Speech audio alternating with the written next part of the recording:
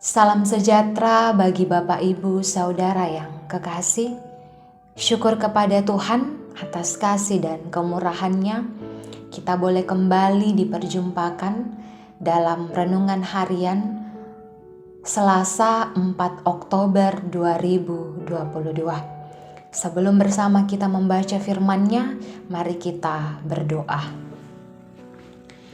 Kami mengucap syukur kepadamu Tuhan, untuk setiap penyertaan dan pemeliharaanmu dalam kehidupan kami anak-anakmu. Kami bersyukur hari ini Tuhan, Engkau masih memberikan kesempatan kepada kami. Kami boleh merenungkan firman-Mu bersama. Roh Kudus akan menguasai diri kami, agar kami pun boleh memahami firman-Mu dengan baik, dan kami boleh mengaplikasikannya dalam menjalani kehidupan kami.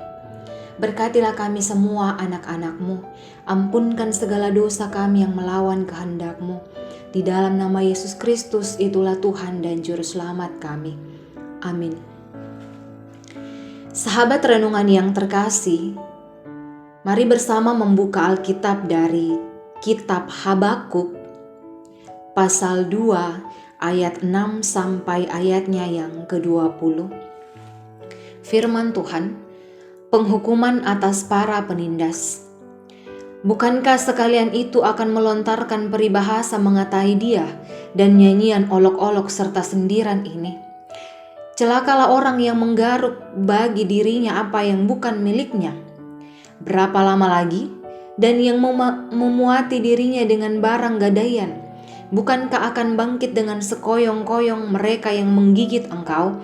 Dan akan terjaga mereka yang mengejutkan engkau, sehingga engkau menjadi barang rampasan bagi mereka. Karena engkau telah menjara banyak suku bangsa, maka bangsa-bangsa yang tertinggal akan menjara engkau. Karena darah manusia yang tertumpah itu, dan karena kekerasan terhadap negeri, kota dan seluruh penduduknya itu. Celakalah orang yang mengambil laba yang tidak halal untuk keperluan rumahnya, untuk menetapkan sarangnya di tempat yang tinggi, dengan maksud melepaskan dirinya dari genggaman malapetaka. Engkau telah merancangkan celah ke atas rumahmu, ketika engkau bermaksud untuk menghambisi banyak bangsa. Dengan demikian engkau telah berdosa terhadap dirimu sendiri. Sebab batu berseru-seru dari tembok dan balok menjawabnya dari rangka rumah. Celakalah orang yang mendirikan kota di atas darah dan meletakkan dasar benteng di atas ketidakadilan.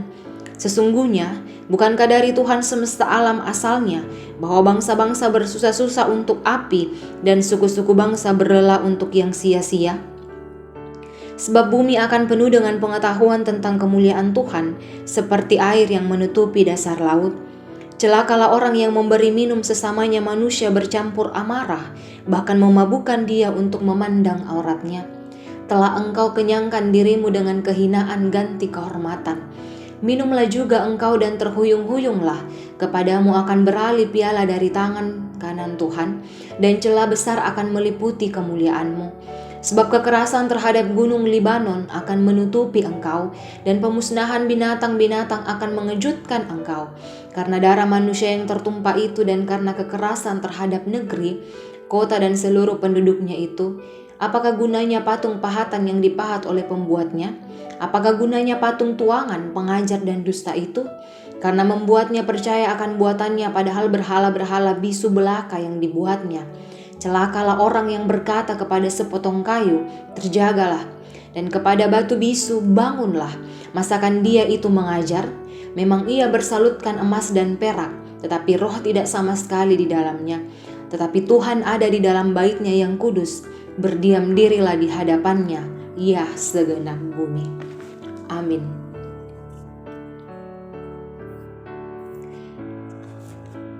Dalam renungan kita pada pagi hari ini, kita dituntun di bawah tema yang mengatakan, tegakkanlah keadilan. Kadang kita bertanya, sampai kapan keadilan di muka bumi ini ditegakkan? Karena kita melihat seakan-akan kita sudah jenuh dan tidak sabar lagi untuk melihat keadilan. Nabi Habakuk pun dalam menyampaikan pertanyaan yang sama, dia mengeluh dan hampir putus asa karena permohonannya seakan-akan tidak pernah didengar dan dipedulikan oleh Tuhan. Gereja, para pemimpin umat hampir setiap saat berteriak tentang persoalan sosial dan keagamaan, namun sepertinya tetap berlangsung dan makin meningkat. Nabi Habakuk sangat lantang berteriak menyampaikan kecaman terhadap kekejaman dan keserakahan yang dilakukan oleh bangsa Kasdim terhadap bangsa Yehuda. Bahkan Tuhan yang disembah oleh bangsa Yehuda tidak dihormati. Justru mereka membuat patung untuk disembahnya. Mereka menyembah berhala. Lalu Habakuk mengecam dengan keras orang Kasdim yang dengan semena-mena merampas hak orang-orang Yahudi dan dengan angkuhnya membuat patung sebagai perlawanan terhadap Tuhan yang disembah oleh orang Yehuda. Bapak Ibu Saudara yang kekasih, kecaman Habakuk menegaskan bahwa keadilan seharusnya itu ditegakkan. Kekuasaan dan kekuatan besar tidak boleh dijadikan alat untuk menindas orang lain.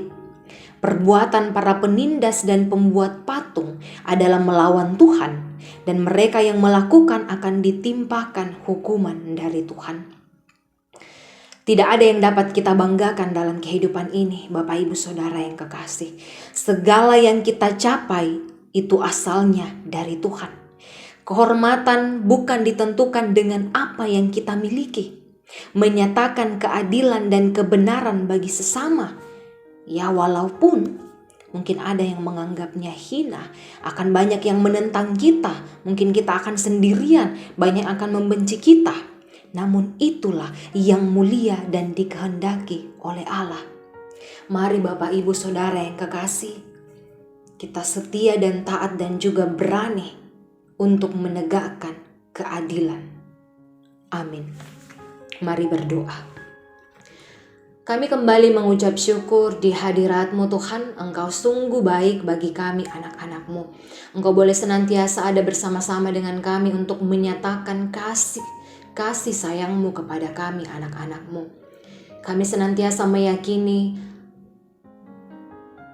kami bukanlah apa-apa tanpa Engkau Tuhan. Semua yang kami miliki di dunia ini asalnya daripada-Mu. Kami pun memohon Tuhan Engkau memberikan hikmat kepada kami dan juga keberanian kepada kami.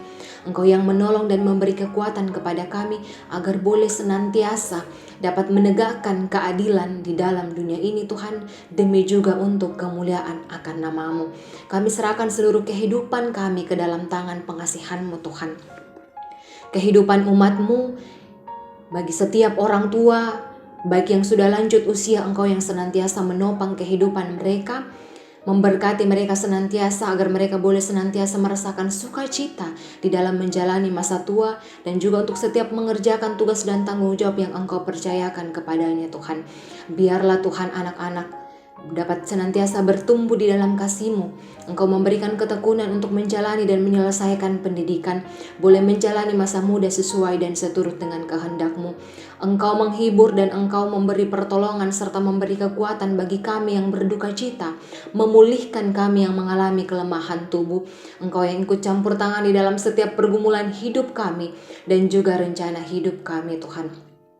Seluruh kehidupan kami serahkan ke dalam tangan pengasihan-Mu.